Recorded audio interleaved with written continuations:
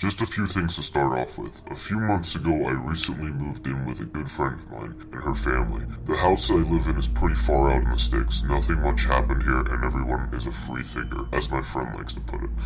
We really don't believe in anything paranormal and try to find rational explanations for everything. So just now, or at least I think it was, I woke up to my cat meowing in my face. This isn't that weird, as my cat will wake me up around 5 or so to use the litter box. But the strange thing about this, though, was when I woke up and looked up at my clock, it read 2 a.m. I didn't give it much thought, I just figured that maybe he was running on an early schedule, and I had to be anyway. There was a bathroom directly across the hall from my rooms, so I opened up my door and let my cat out, then went across the hall to open the restroom door. We usually keep the doors in the house closed, because the air is broken right now. We are all using window AC units in our room. In the main hall, there are 2 large fans. We set them up so they blow air in the living room and the kitchen area into the hall, each which are located to the north of the main bedrooms and at the entrance of the house. When you step out into the hall, they are really loud, so it can be hard to hear anything. Across from the kitchen, there is a door that leads downstairs to the basement-like area. It is hard to explain the setup, as it is rather odd, but it's where we keep my cat's litter box, so we round down that way. I shut the door when I got to the restroom and I heard my friend's dog barking outside. These guys will go off at the movement of a squirrel though, so I didn't think anything of it. I also didn't turn on any lights because my eyes were already adjusted to the dark. There is a window we always keep open in the restroom, as it's always hot in there, with no air in the house, so I thought of shouting for the dog to speak, but decided not to as I sat down to use the restroom. There are a few trees, as well as a large shed out back where the dogs are kept. The dogs tend to not go around the shed too much, as my roommate has done a pretty good job of training them not to use it as a rec room of sorts.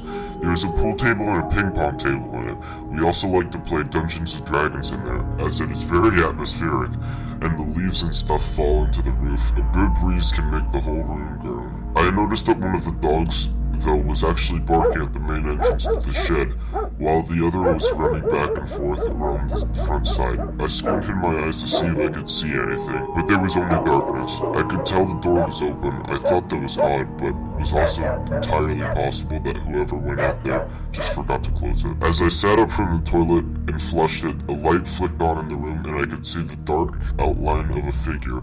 I say figure because it didn't look human. Its head was huge and its body, while chubby, was really small.